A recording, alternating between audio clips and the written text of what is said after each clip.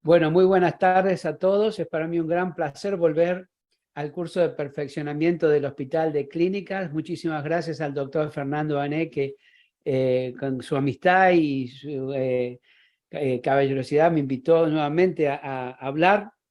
Hoy vamos a hablar de endotipos en la rinosinusitis crónica, y lo que voy a tratar de hacer es ir a la parte práctica, cómo llevamos la parte básica de ciencias básicas a la clínica y cómo lo utilizamos en la clínica diaria.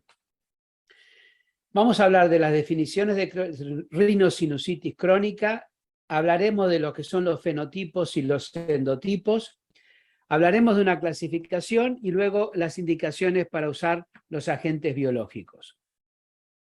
Como referencias importantes y digamos que importantes para leer son las de EPOS 2020 y el ICAR que salió en el 2021. Y estos son, digamos, los análisis que están hechos basados en evidencia, y luego les voy a dar también las referencias de dónde basamos ciertas conclusiones. Como saben, la rinosinusitis crónica en adultos está definida por 2 o más síntomas que duran más de 12 meses. Esos son la obstrucción nasal, la congestión nasal con descarga anterior o posterior, y que puede tener o no tener dolor facial y presión y reducción del olfato.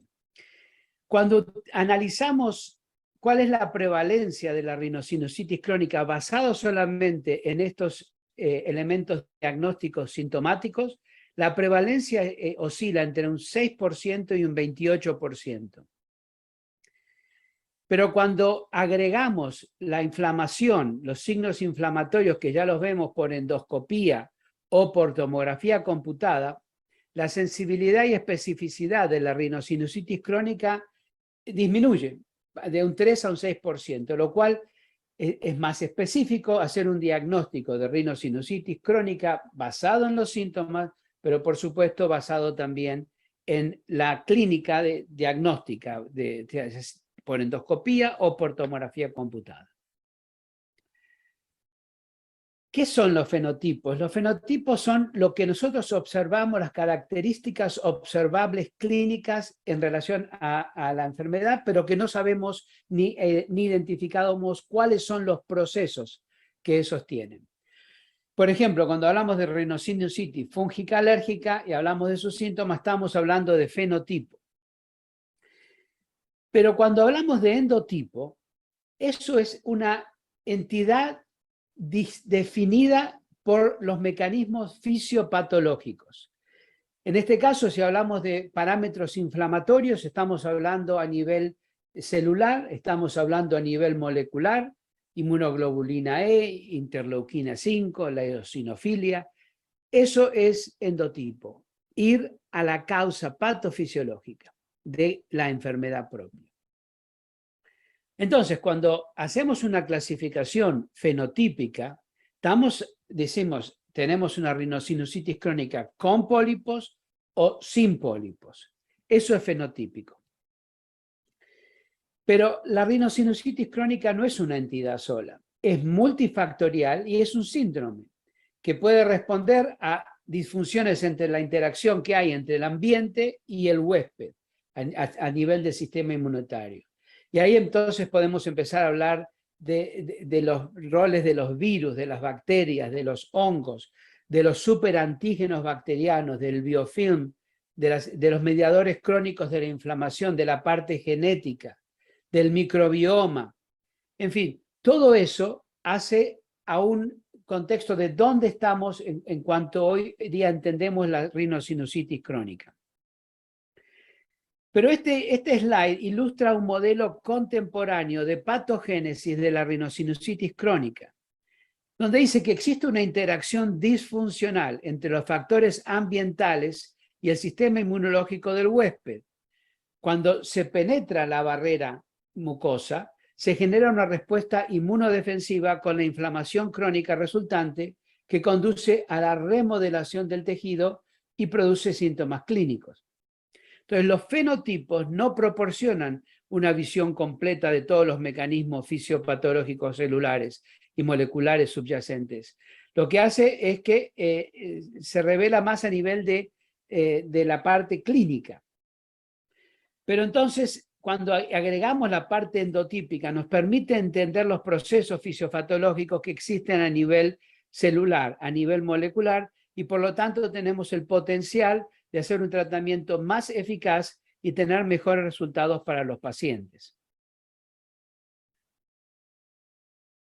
Sabemos que el tracto sinusal está cubierto por epitelio cilíndrico pseudoestratificado ciliado, que desempeña un papel fundamental en la defensa del huésped. La defensa del huésped se agrupa en inmunidad innata, como vemos acá, que brinda protección inmediata contra la invasión microbiana. Entonces acá estamos hablando de los eosinófilos, neutrófilos, basófilos, y luego los linfocitos innatos, de los que vamos a hablar bastante. En este caso, los linfocitos innatos tipo 1, 2 y 3. Esos son los efectores innatos, las células que están ahí disponibles en cualquier momento para atacar una invasión microbiana.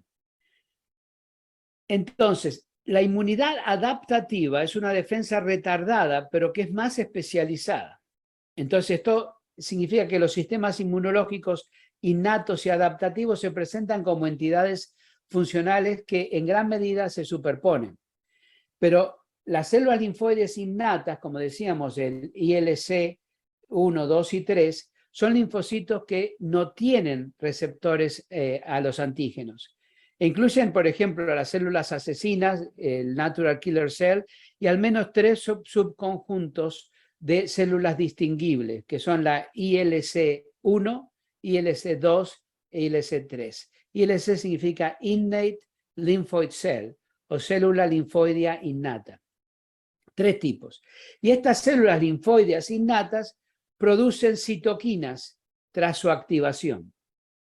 Las células innatas entonces pueden actuar como defensores de primera línea en la barrera epitelial de las vías respiratorias, mientras que las células adaptativas tienen una reacción retardada, pero que es más específica y que corresponde luego a lo que vamos a ver, los linfocitos T-helpers.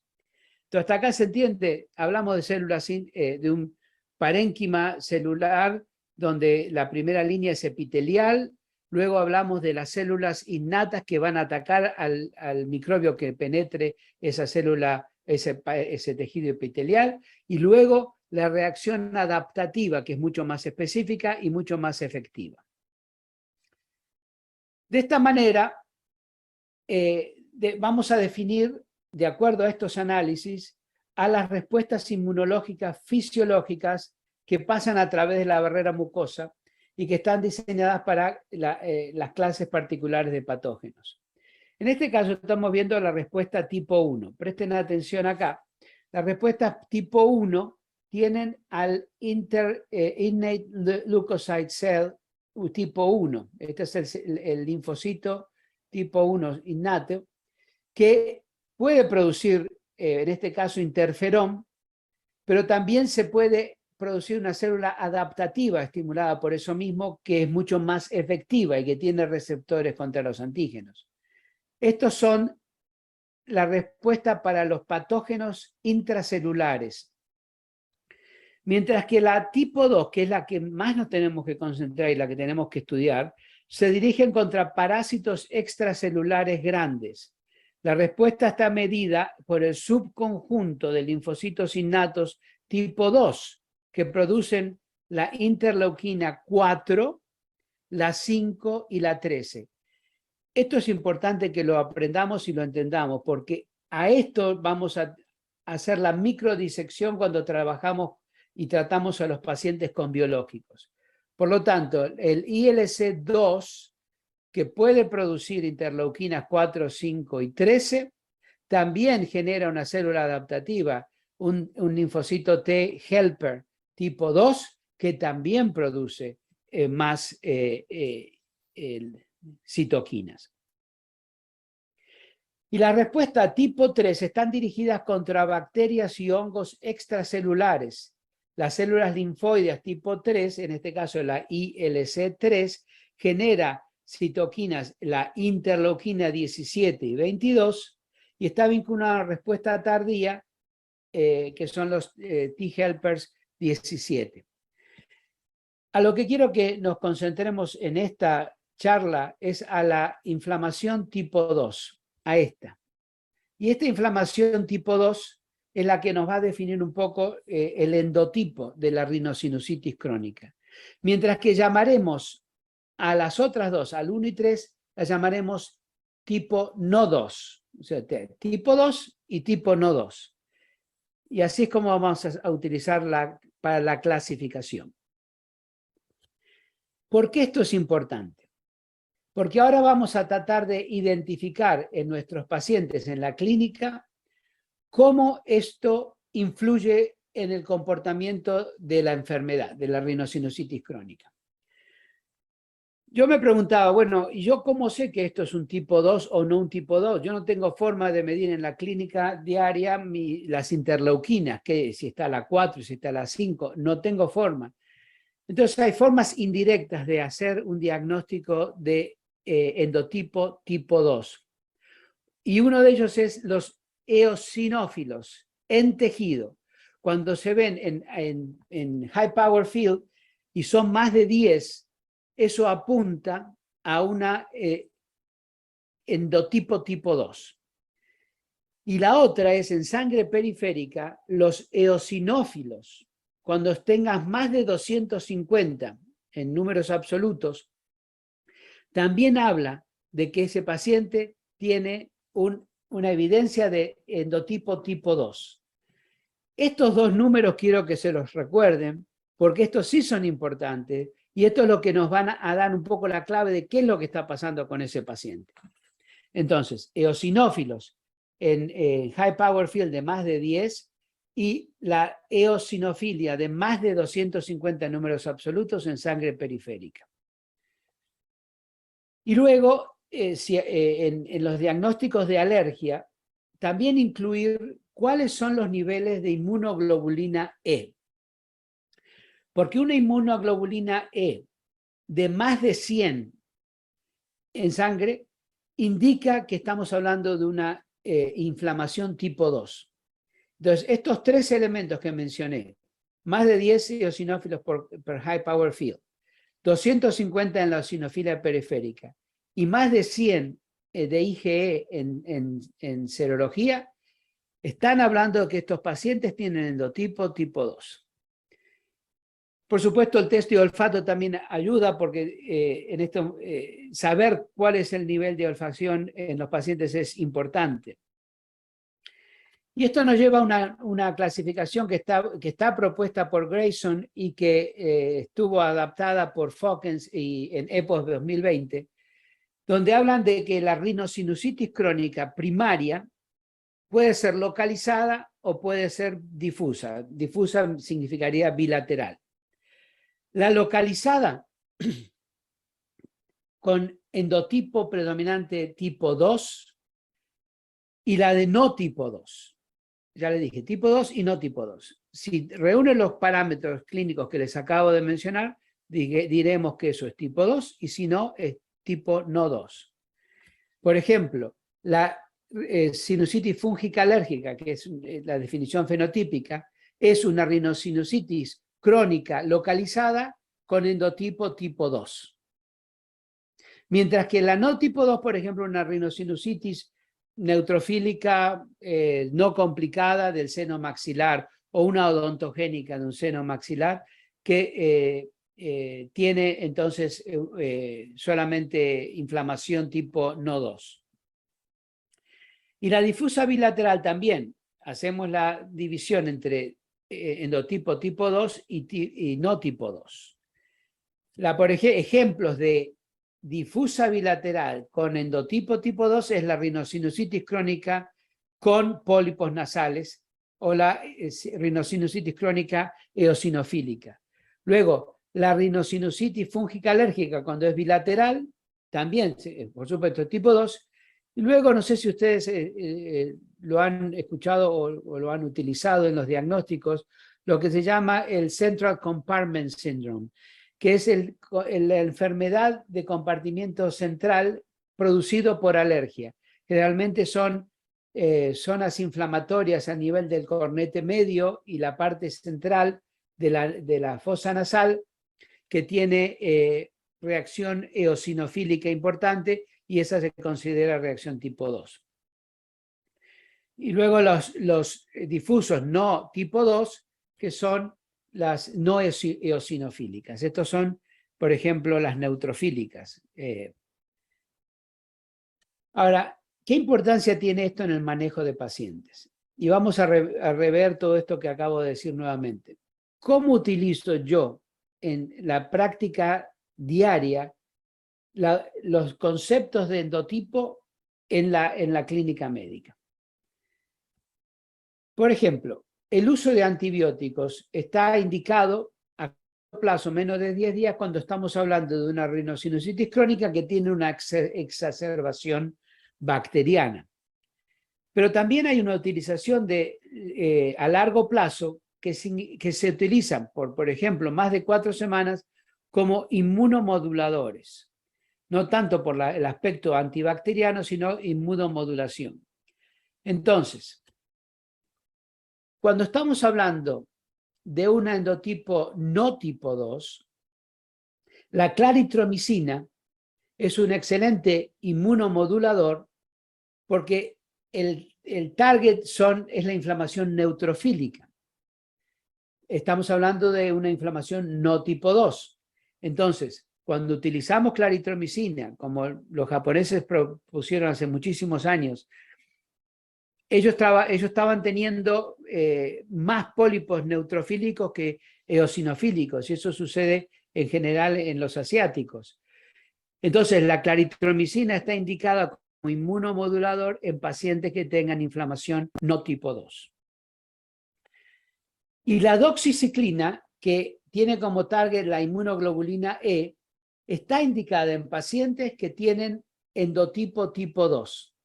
Entonces, uno utiliza en pacientes con eosinofilia significativa, con altos niveles de IgE, que tienen pólipos que tienen más de 10 eosinófilos per high power field, la doxiciclina está indicada para utilizarla como inmunomodulador por 4 semanas o más. ¿Y cuál es la aplicación quirúrgica de esto? La aplicación quirúrgica es que si estamos hablando de un endotipo no tipo 2, ahí sí es cuando hablamos de cirugía sinusal mínimamente invasiva. Creamos cavidades, abrimos el osteo natural, facilitamos un poco la instilación de medicaciones, pero no es una cirugía agresiva, no tiene por qué serla. Estamos hablando de una cirugía mínimamente invasiva. Pero si estamos hablando de una cirugía en un endotipo tipo 2, ahí no existe la cirugía mínimamente invasiva. Ahí se tienen que hacer las megaantrostomías, ahí se tiene que hacer un draft 3, ahí se tienen que hacer esfenoidotomías muy grandes, porque estamos hablando de una cirugía mucho más completa que permita visualizar todas las cavidades y que permita instilar las medicaciones para el manejo de la eosinofilia que se produce. No sé si las preguntas las hacen al final o las hacemos durante, ¿no? Al final, Pablo, al final. Al final, bueno. Entonces, eso lo tenemos en la parte de aplicaciones de tratamiento médico, hablamos de antibiótico, hablamos de cómo utilizar el endotipo en los tipos de cirugías que nosotros hacemos, y ahora vamos a hablar de los biológicos. Los biológicos están indicados cuando estamos hablando de rinosinusitis crónica con pólipos, y estamos hablando de eosinofilia, estamos hablando de endotipo tipo 2. Y entonces existen 3 criterios para hablar de la indicación biológica. Número 1 es lo que les estuve diciendo y machacando desde el principio. Dije, la evidencia de inflamación tipo 2. Estamos hablando de más de 10 eosinófilos cuando hacemos la biopsia de un pólipo. Estamos hablando de eosinófilos en sangre periférica de más de 250 o una inmunoglobulina E en sérica de más de 100. Esto nos da una indicación de tipo 2 y por lo tanto los biológicos pueden estar indicados. Por ejemplo, pacientes que requieren esteroides sistémicos en forma o prolongada o que tengan más de 2 cursos por año, prolongadas en más de 3 meses de esteroides, o pacientes que tengan una contraindicación al uso de esteroides. También entran dentro de las indicaciones para el uso de biológicos. Luego, cuando la calidad de vida está afectada, si ustedes hacen un SNOT 22 y el SNOT 22 le da más de 40, estás hablando de un SNOT 22 elevado, esa es una calidad de vida afectada. Eso también es un criterio para tener en cuenta. Los pacientes que perdieron olfacción, anósmicos o hipósmicos, entonces por eso es importante hacer un test de olfacción. Y luego diagnósticos de comorbidades, como por ejemplo el asma, que un asma que requiera inhalación de corticosteroides regularmente, etcétera, etcétera. Estos son 5 diferentes criterios, pero 3 criterios están requeridos para indicar los biológicos. Yo les diría que los más comunes, digamos, en estos casos es la definición de inflamación tipo 2, el uso de corticoides, y luego podemos dividirlo entre los 3 siguientes, ya sea la pérdida de olfato o la calidad de vida, o que tengan paciente con asma. Los 2 primeros diría que son los más importantes, en mi opinión. Entonces, esas son las indicaciones. Ahora, este es un algoritmo que propuso Damask, lo publicó el año pasado en el Journal de la Academia. A ver si me pueden seguir, y sáquenle en foto si quieren esto. Hablamos de rinosinusitis crónica, ¿no? Si tiene un tratamiento con poliposis, si tiene un tratamiento médico apropiado y está controlado, ahí se termina, no se necesita hacer más nada. Pero si ese paciente tiene pólipos y no están controlados, hay que ver si es un candidato quirúrgico. Digamos que el paciente no es un candidato quirúrgico, acá estamos. Entonces, en ese caso, consideramos usar biológicos. Pero supongamos que sí el paciente es un candidato quirúrgico. En ese caso, ¿qué tenemos que tener en cuenta? Tenemos que tener en cuenta nuestra conversación con el paciente, si el paciente está o no de acuerdo con tener cirugía, y por supuesto tenemos que ver qué otras comorbilidades tiene como para tratar ese paciente y considerarlo. Entonces, si el paciente decide hacer cirugía, se le hace la cirugía completa, como dijimos, una cirugía extremadamente agresiva, si diríamos, y se le pone al paciente con esteroides tópicos. Pero si el paciente decide no hacer cirugía, entonces hay que considerar usar los biológicos. Ahora, si uno hace la cirugía y el paciente de vuelta empieza a sacar pólipos y con los esteroides no está controlado, hay que tener en cuenta nuevamente usar los biológicos. Estos son fallas en el tratamiento quirúrgico. Y si el biológico lo controla, se continúa con el agente biológico. Vamos a ver que los agentes biológicos funcionan cuando los estamos usando y después de un par de meses de dejar de usarlos, dejan de funcionar. Esto no es curativo, esto es paliativo, diríamos. Y si el agente biológico no funciona, debemos empezar el algoritmo y rascarnos la cabeza a ver qué le hacemos a ese paciente. Esto, bueno, es un complejo, pero bueno, se sigue bastante bien. El tema es la disyuntiva entre biológicos y cirugía. Entonces, cuando utilizamos y decidimos utilizar los agentes biológicos, tenemos que ver qué es lo que estamos tratando. En este caso, yo les hablé de las células innatas. Esta es una célula innata que produce interleuquina 4 y la célula adaptativa, que es el linfocito helper tipo 2. Y luego de que ese linfocito helper tipo 2, por estimulación de las interleuquinas, estimula a las células B, todo eso está mediado por la interleuquina 4 y 13, y el biológico indicado para eso es el dupilumab. El dupilumab es un agente que inhibe la interleuquina 4 y la interleuquina 13 y por lo tanto cierra la cadena inflamatoria a ese nivel. Otro biológico es el omalizumab. El omalizumab es un anti-IgE. Eso trabaja en la inmunoglobulina E y vamos a ver que cuando lo utilizamos tenemos que tener ciertos criterios para indicarlo. Pero pacientes con elevado IgE, el omalizumab funciona muy bien y tiene indicación para rinosinusitis crónica con pólipos, así como el dupilumab lo tiene.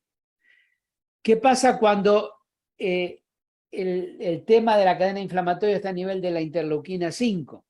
Por ejemplo, el mepolizumab, que está aprobado en Estados Unidos, y el reslizumab y el benralizumab, que no están aprobados para pólipos en Estados Unidos, inhiben la proliferación eosinofílica y disminuyen significativamente la carga eosinófila en sangre periférica y, por supuesto, indirectamente en tejido. Luego, si estamos hablando de las células tipo innatas tipo 2, que también producen interleuquina 5, cualquiera de eso va a cerrar la cadena inflamatoria y la va a cerrar en el sentido de que va a dejar de producirse esa cadena.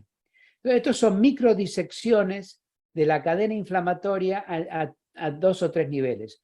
Una de la interleuquina 4 y 13, dupilumab, el omalizumab para el anti-IgE, y luego el mepolizumab, que vamos a ver en un minuto, que es contra la interleuquina 5.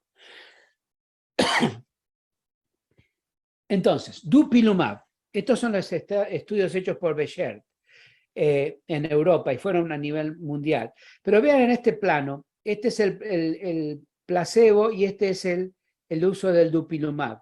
Baja significativamente en las primeras 2 semanas, en este caso, y luego la carga polipoidea, y luego se mantiene. Este estudio fue de 24 semanas, y a las 24 semanas se le dejó de dar el tratamiento, y como ven, los pólipos vuelven a crecer. Entonces, estos tratamientos son efectivos, inmediatamente a las 2 o 3 semanas ya se empiezan a ver el efecto, y luego se mantienen en tanto y en cuanto se utilice el biológico. Esto es el dupilumab, que es un anti-interleuquina 4 y anti-interleuquina 13. El FDA lo aprobó para pólipos nasales en adultos para mayores de 18 años, en pacientes que no tengan los pólipos controlados.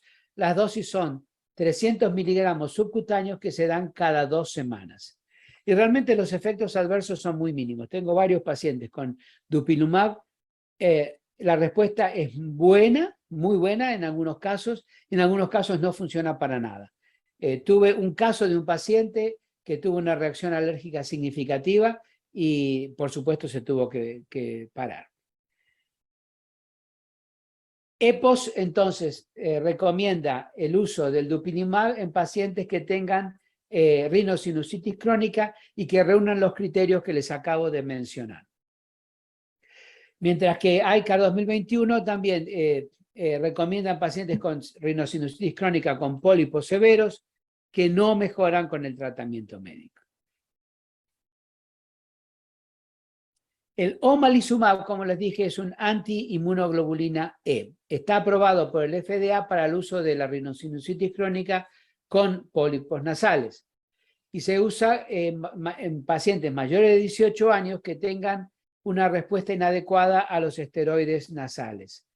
Entonces, para estos pacientes sí se necesita diagnósticos adicionales. Por ejemplo, que tenga un test de alergia positivo, un prick test positivo, y una inmunoglobulina E de más de 30 en cero, sérica, para iniciar el tratamiento. Y las dosis también varían de acuerdo a peso y a los niveles de inmunoglobulina E. Hay tablas para eso. Pero oscila entre 75 miligramos y 600 miligramos subcutáneos que se dan cada 2 a 4 semanas. De vuelta, basado en peso y basado en los niveles séricos de inmunoglobulina E. Y esto es el mepolizumab. El mepolizumab es un anti-L5, interleuquina 5. Este es un estudio que hizo Joe Hahn, multicéntrico, y acá muestra el primary endpoint. Esto es placebo, y esto es cómo la obstrucción nasal disminuye con el uso de mepolizumab. Esto fue estadísticamente significativo y se ve, esto llegó a 52 semanas y mantuvo la efectividad mientras se utiliza el tratamiento. Y esto es cómo disminuye el tamaño de los pólipos en pacientes con mepolizumab. Nuevamente, estadísticamente significativo, el tamaño de los pólipos se redujo satisfactoriamente. Y esto yo también lo he visto. Tengo un caso de varios que utilizamos el mepolizumab y que es el único caso que falló, que no le funcionó. Y sí estaba diagnosticado con... en esos casos se puede cambiar a, por ejemplo, dupilumab, porque está atacando otra parte de la cadena inflamatoria. Entonces, cuando uno falla, uno puede irse al otro biológico y ver si el otro funciona. Eso se ha hecho. Entonces, EPO recomienda nuevamente el mepolizumab cuando reúnen los criterios diagnósticos que les había mencionado antes para el uso de biológico. Y lo mismo con ICAR, que también recomienda el uso en caso de poliposis severa y con eosinofilia y asma eosinofílico. El tema es, bueno, uno empezó, estos cuestan muchísimo dinero, yo no sé si los están usando en Argentina, pero cuesta muchísimo dinero y cuesta muchísimo que los seguros lo aprueben. Hay que reunir los criterios. Pero también cuando uno comienza a utilizarlos, también tiene que saber cuándo pararlos. Entonces, hay 5 criterios para utilizar para cuándo parar los biológicos. Una respuesta excelente es que reúne los 5 criterios que les menciono. Moderadas 3 a 4, una respuesta pobre 1 a 2 y cuando no tienen respuesta, eso es un 0. ¿Qué es lo que observamos? Observamos la reducción del tamaño de los pólipos nasales. Observamos la reducción en la necesidad de utilizar corticosteroides sistémicos. Observamos la mejoría en la calidad de vida, ya sea siguiéndolo con un SNOT-22. Que mejore su olfacción. Y luego que mejore las comorbilidades, por ejemplo, el asma. Entonces, si un paciente reúne los 5 criterios, bueno, en tanto y en cuanto alguien pague por esto, uno lo sigue. Pero si el paciente no mejora nada, no tiene sentido utilizarlos. Entonces, lo evaluamos, por ejemplo, a las 16 semanas, 4 meses, y vemos qué tipo de respuesta tiene este paciente. Si la tiene, se sigue. Al año se evalúa de vuelta. Si sigue con la respuesta positiva, se continúa y si no, se suspende el tratamiento. Entonces, más o menos son los criterios para comenzar el tratamiento y son los criterios para terminar el tratamiento. Entonces, en resumen, acabamos de ver la evidencia de las recomendaciones que hicimos tanto para la parte diagnóstico de los endotipos, también como para cómo hacer los tratamientos y las guías terapéuticas para manejar estos pacientes. Hablamos de una nueva clasificación que habla de localizada y difusa, basado en anatomía, pero también basada en endotipos. Y luego describimos los pathways de endotipos, la tipo 2 y la no tipo 2.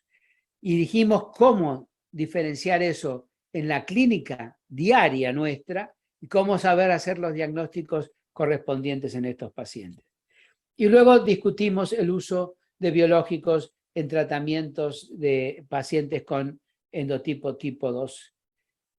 Y los dejo con este pensamiento, que si a la rinosinusitis crónica vas a tratar, conocer los endotipos te va a beneficiar. Muchas gracias.